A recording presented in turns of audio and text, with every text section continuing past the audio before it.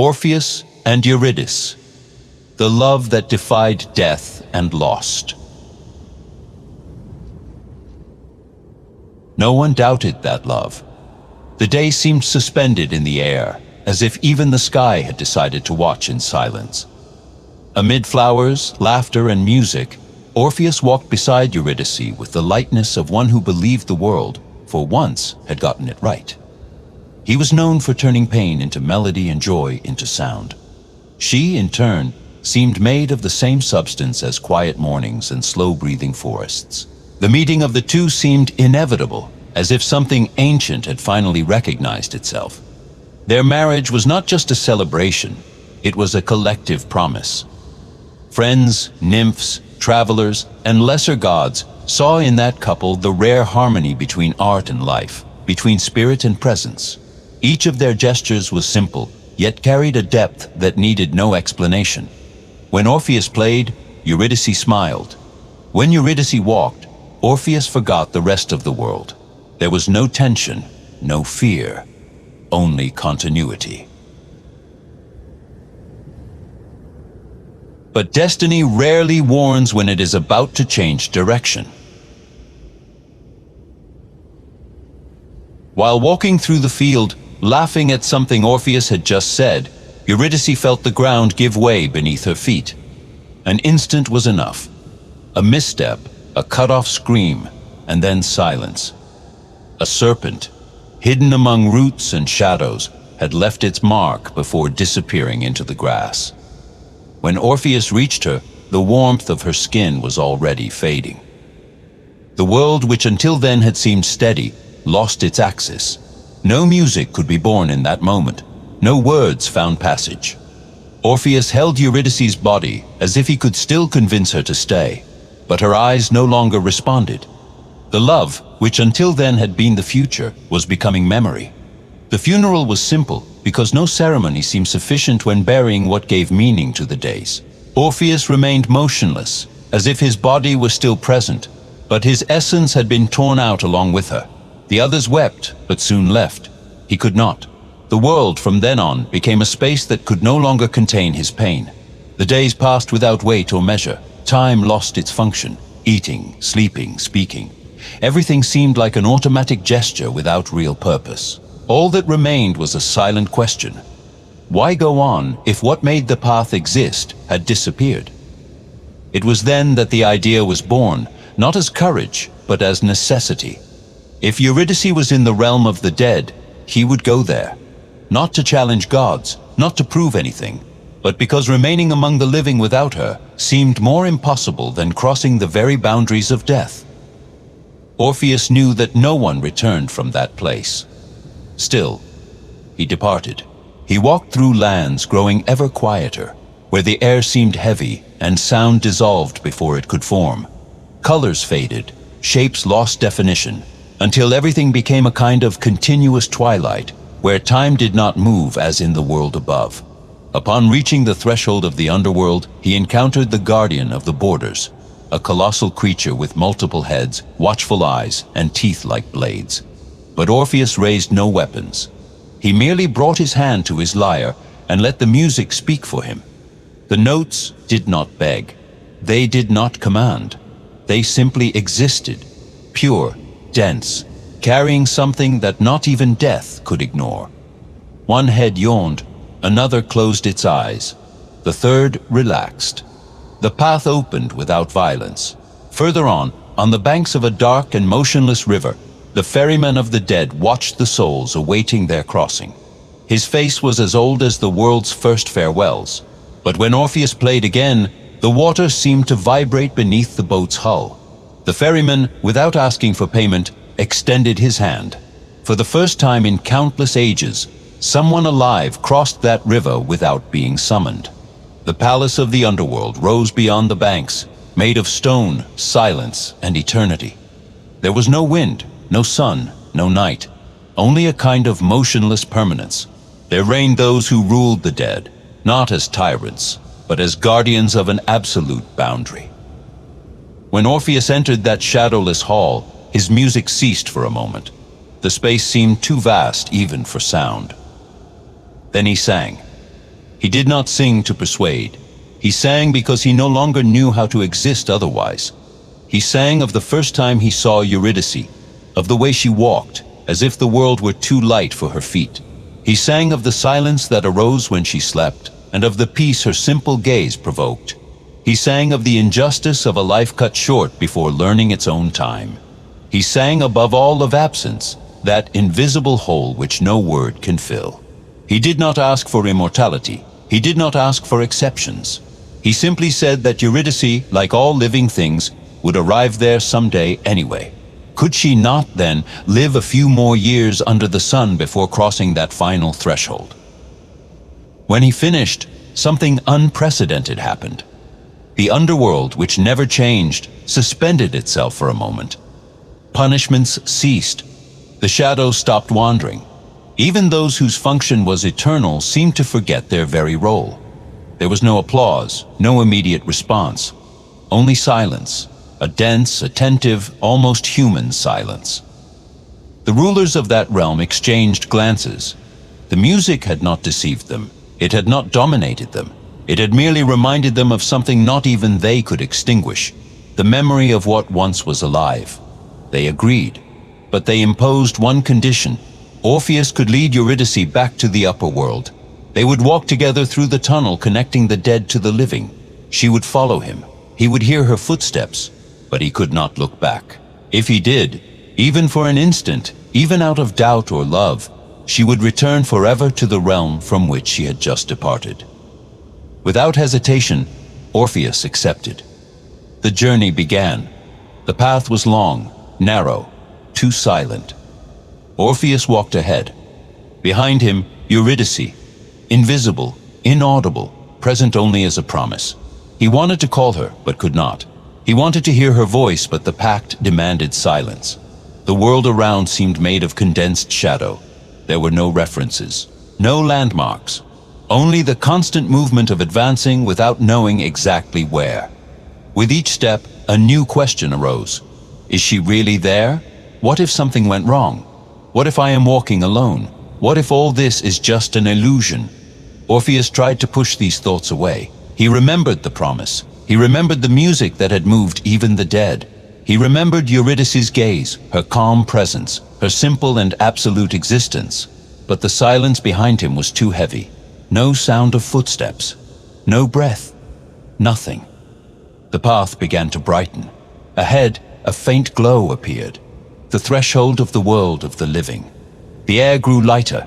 Gravity seemed different. The end of the crossing was near. And then came the temptation, not as desire, as fear. The fear of being deceived. The fear of believing in something that did not exist. The fear of emerging into the light alone, carrying only the weight of an empty hope. The fear, above all, of losing Eurydice a second time without even knowing when it had happened. Only a few steps remained. One moment, a single movement. Orpheus turned. For a second he saw Eurydice, not as a body, not as a memory, but as a real, living presence, almost within reach. Her eyes were full of something that was not reproach, not anger, only a soft, deep, inevitable sadness. She tried to reach out her hand, but the space between them dissolved like mist in the sun. In that same instant, Eurydice was pulled back, not by violence, but by an ancient law not even the gods could violate. Her name echoed on Orpheus's lips, but there was no one left to hear it. He tried to run. He tried to cross the threshold again. He tried to beg. He tried to sing. Nothing moved. The underworld, which had once bowed to his music, now remained still. The rule had been broken, and what is lost twice never returns in the same way. Alone again, Orpheus emerged into the world of the living, but he did not return to life. He walked among trees without seeing them. He heard voices without listening. The world had resumed its form, but he had lost his own. He swore to love no one else, not because he despised love, but because he considered it too great to be replaced. No other presence could occupy Eurydice's space, not by comparison, but by impossibility.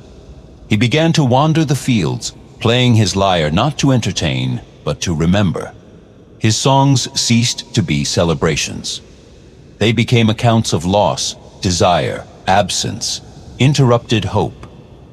People began to approach him not out of curiosity, but out of recognition. Something in those melodies touched wounds no one knew how to name. He sang stories. He sang of youths loved by the gods and torn from the world too soon.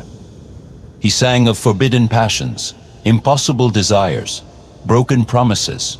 He sang of sculptors who fell in love with their own creations, and of gods who also suffered irreparable losses.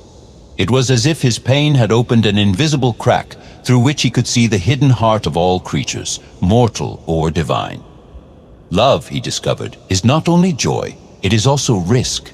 It is not only union, it is also absence. It is not only promise, it is also loss. But paradoxically, it is precisely this that makes it real. Not everyone, however, understood. Some women, known for living in ecstasy, celebration, and excess, approached Orpheus hoping to be loved, chosen, sung of.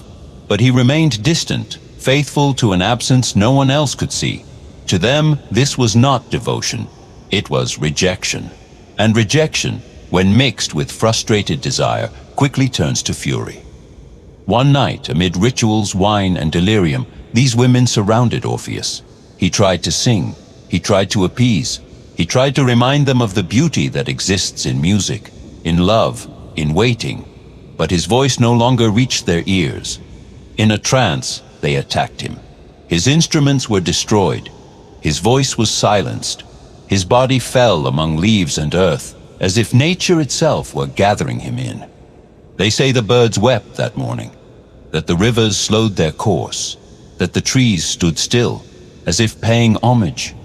For it was not just a man who had died, it was a bridge between worlds. A translator of the invisible, one of those rare beings capable of turning suffering into form. That day, the world lost 2 souls, but it was not the end.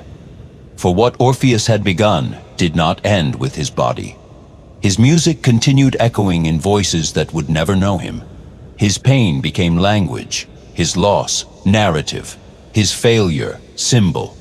Thus was born something new, not just the romantic song, but the very idea that to love is to accept the risk of absence, and still to keep loving.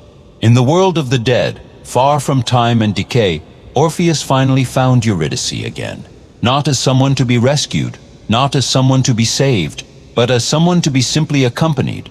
There were no pacts, no tests, no prohibitions. There was no fear of looking back. There was no urgency, only presence. They walk together even today along the banks of the river that separates what was from what is. Sometimes Orpheus goes ahead, sometimes Eurydice leads. Sometimes they walk side by side. And when he looks back now, there is no punishment, only meeting. Because Orpheus's mistake was not loving too much. It was trying to be certain. It was demanding a guarantee where only trust exists. It was forgetting for an instant that some things only exist while they are being traversed, not while they are being verified.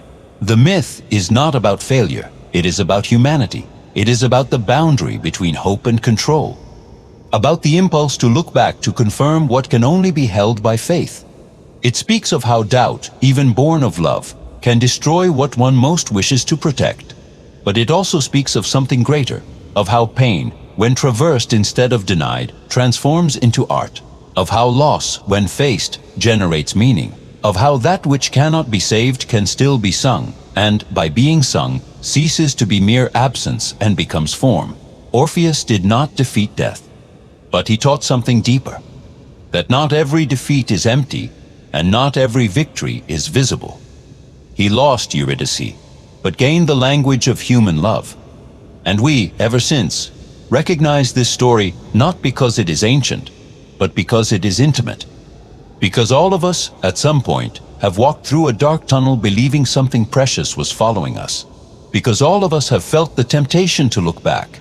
Because all of us have lost something not out of malice, but out of fear. Because all of us have discovered that love does not always fail. Sometimes it merely meets the limit of the human condition. That is why this story does not belong to the past. It happens now. Every time someone tries to hold what can only be entrusted. Every time someone demands proof where only promise exists. Every time someone looks back and loses not for lack of love, but for an excess of attachment.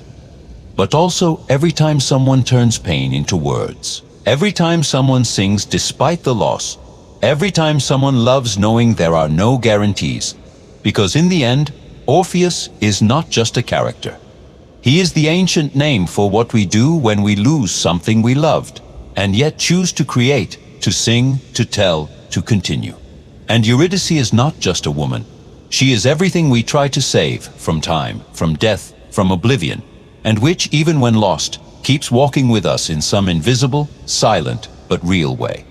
In the world of the living, Orpheus failed, but in the world of meaning, he triumphed. Because the greatest crossing was not bringing Eurydice back, it was teaching humanity that to love is to walk without looking back, even when silence screams, even when doubt whispers, even when absence seems more real than promise. And few succeed.